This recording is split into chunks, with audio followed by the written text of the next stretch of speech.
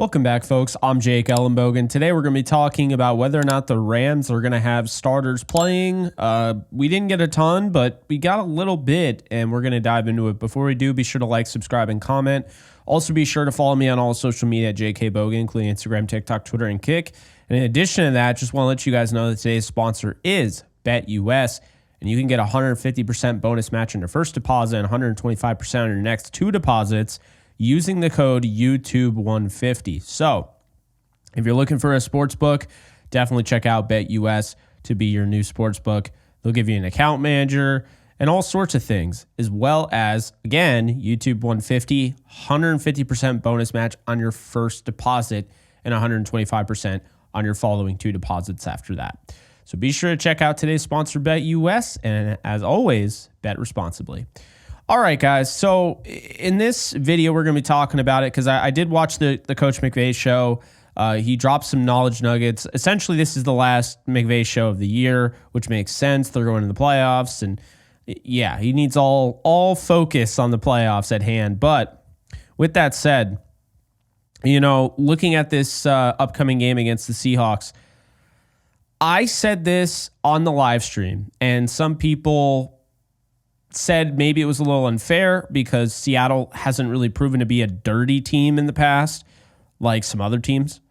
However, I do think you're playing with fire, putting out starters in a game that, yeah, it's not meaningless for you because there's still, some stakes, although they'll know before their game kicks off whether or not the Buccaneers won or lost. And if they lost, then none of it matters at all. But if they win, then the Rams would have to theoretically win this game in order to hold on to the third seed. Now, the reason I bring this up is because I said if the Rams play their starters in this one, you're going up against a team that not only is just playing for pride and missed the playoffs, they missed the playoffs to you. And there were some tweets from players on this said team, the Seattle Seahawks, that felt, I don't know, like they got screwed out of it. Now, I disagree, but there are players that tweeted out. Derek Hall, as a lot of people know, he tweeted out about a bad call. It was the Puka Nacua first down. That was not a first down, but ruled a first down, and they didn't review it. And there were some Seahawks fans upset. You could say sour grapes, but this is where I get a little concerned. If you were to play your starters, just know you're going up against a division rival that already hates you, that you beat on their turf in OT, and feels, in a way, they feel cheated out of the playoffs, and they feel like they should have been able to play against you in Week 18 to win the division. Now, again, I'm not saying I agree with that sentiment, but if they feel that way, who's to say out of 53-man roster, you dress 48, 47 players, who's to say one of the 47, 48 players isn't going to take matters in their own hands? And that's my thing. Because when you're dealing with frustrations, which are real, and you deal with scuff-ups and all that, who's to say if you threw out Matthew Stafford onto the field that a Seattle Seahawk edge defender wouldn't dive into his knee? They're out of the playoffs. Their season's over. And if there's any sort of ill will or they're bitter about not making it, and they're playing the team that did make it, and the team that did make it is playing their starting quarterback, I'm just saying, I don't think it's right, but I think you always have to be prepared in that instance. Now, taking away from that, let's just focus on more of the realist aspect of this, because that's just a thing that I thought of. But the realist aspect is that these guys just played in some cold weather. The Jets game, they've been in some grinded out games. They haven't really been able to sit their starters this year. There's been no game where the Rams really came out and just dominated in all three phases to the point where it was a blowout 40-10 game or something like that, where you were able to take out Matthew Stafford and put in Jimmy Garoppolo. Garoppolo has not seen a snap this year in the regular season or the preseason. So with that said, I think it's very imperative here to not only give Stafford some time, but also give Garoppolo some time. And Sean McVay on his show said basically, without saying it, they are going to likely rest starters. And he said he was excited to see Jimmy Garoppolo go. And when JB Long asked him about some other people that could, he could be really excited, sure sounds to me like Blake Corum, and you could go over to BetUS this week and bet on him. Sounds like Blake Corum is the betting odds favorite to be the starting running back and probably have a pretty decent game, I would imagine. He's shown you some things in limited time, but this will be his first start of his career. Kyren Williams will not see the field, and Matthew Stafford will not see the field, as basically confirmed. He also mentioned, Cody Schrader, who has been on the 53-man roster the whole season, has not been activated once. The running back out of Mizzou that the 49ers cut and the Rams subsequently claimed. So that's some interesting tidbits. So I do think that it's the smart move. I understand some people aren't going to like it. I know I talked to quite a few people that would have preferred getting the 3 seed and playing the starters instead of, not playing the starters and getting the 4 seed. I do think the 4 seed might benefit the Rams a little more. I don't think they match up entirely well against Washington. They've never beaten the Green Bay Packers in the Matt LaFleur era under Sean McVay, and that would be the other team possible that they could face in that 3 seed. Now, the 3 seed gives you more of a chance to host the NFC Championship game and even the divisional round game, depending on how things go down. But at the same time, that 4 seed, you could be playing against a team you've already beaten and you've already seen and you already know in the Minnesota Vikings, or you could be playing against a team that you barely lost to in OT on the road to the Detroit Lions back-to-back. 1-point game in the playoffs, on the road, banged up, and, of course, the 6-point game in overtime on the road with just hardly anybody remaining at the end of the game on the offensive line except for Kevin Dotson. Puka Nacua went down. Secondary was just absolutely decimated. So that is something to keep in mind. Now, I'm not at all about to say that the Lions, who feel like they score 40 every week, are going to be an easier opponent, but it is something to keep in mind. And now I do want to say this, though. When it comes to sitting starters, people act like this has never gone well.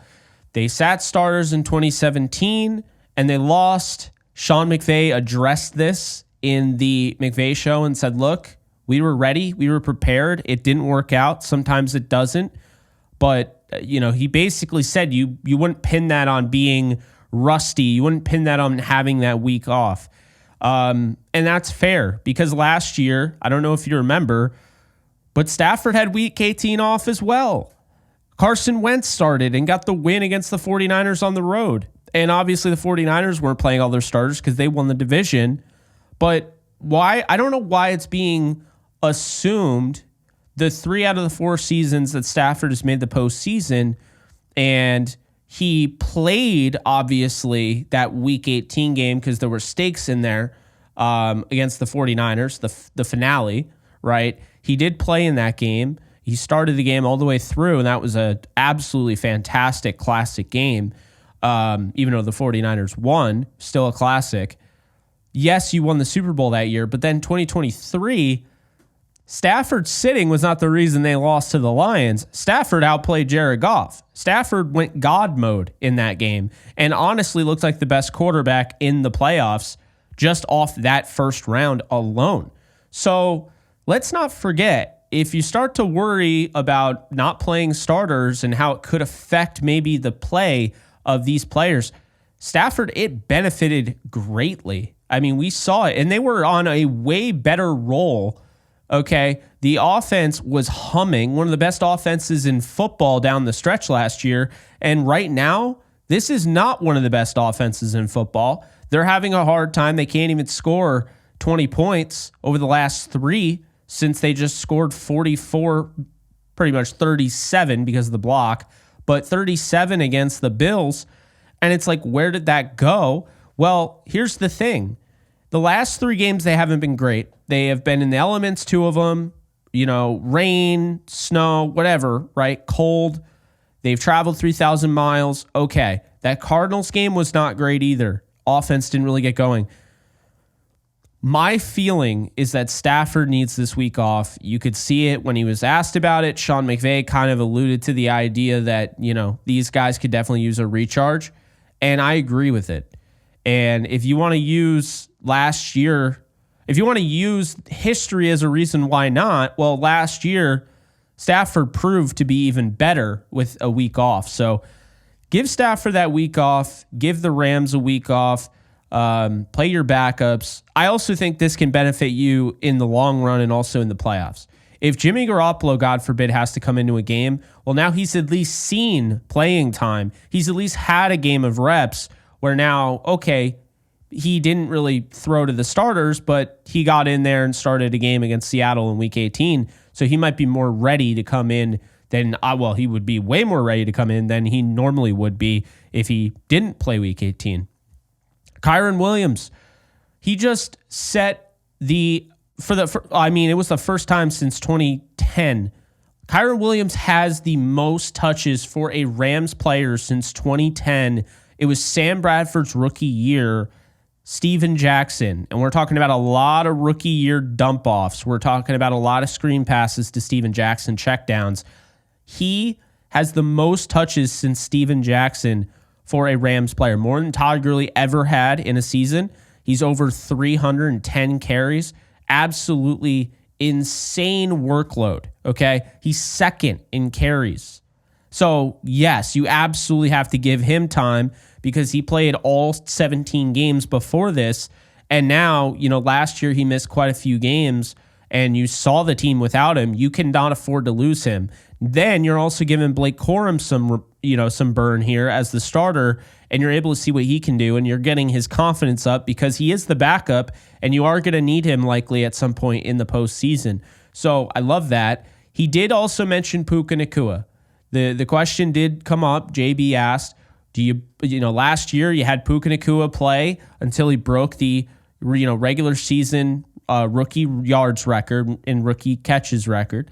Would you do something like that again to get Puka's 10 yards to go over 1,000? And he basically said it's up to Puka. Like he was like, I'll talk with him and figure that out. Now I got to be honest with you. It sounds nice and all, but who knows? You get that screen pass and you get 9 yards, and then you get absolutely popped, and maybe you get a dirty shot to the knee or something like I previously alluded to. And I'm not calling the Seahawks dirty, but I'm just saying, you got pent up human emotions here. This is the team that beat you out. They won the division. You're not in the playoffs. They get to play next week. I'm just saying you don't want to see that. So in hindsight, you'd think, oh, it's just 10 yards. Well, just now you'd think it's just 10 yards, but this could be something that might be a little risky. I'm just saying. You got away with it last year. I thought they were good about it, and then they started forcing it to him like crazy. Well, this year, those 10 yards, you never know. So I'd be cautious on that side. Cooper Kupp absolutely should not see the field. He has been very poor the last 3 games in the receiving game. Obviously, he's still a great blocker. But I think the only chance to get Cooper Kupp to be a contributor on the level he was earlier in the year, I don't want to say earlier in the year. I mean, he has been at spurts this year. But the only way to get him to that level, in my opinion, is to keep him out this week. Just rest him, see what happens. Higbee shouldn't play. Havenstein obviously won't play. Sean McVay confirmed he will be back for the postseason, which is great news. We should see a lot of backups on the offensive line. We should be seeing guys like Desjuan Johnson. We should see, Emmanuel Forbes. We should see Brennan Jackson. So that's how I would play that. I think that's how they will. But essentially, Sean McVay made it known they're very likely to sit their starters, and all but assured Stafford and Kyren will not be playing in the middle of this whole show. So wanted to put that out there. Hope you guys have a great New Year's Eve and New Year, of course. A lot of fun stuff coming this way on the channel. And of course, in addition to that, a lot of fun stuff coming over on my new channel. It is The Lounge with Jake Ellenbogen. I'll be having all sorts of people as guests, from athletes, actors, musicians, all the way to entrepreneurs and YouTubers. So please do me a favor, check it out. Link is in the description, and go subscribe. And yeah, that's all I got for you guys. Special shout out to our sponsors, always BetUS, for sponsoring today's video. And I will see you guys in the next one. Take care, folks. Later. Do you love talking about the Rams, the NFL, or just want to be a part of a community?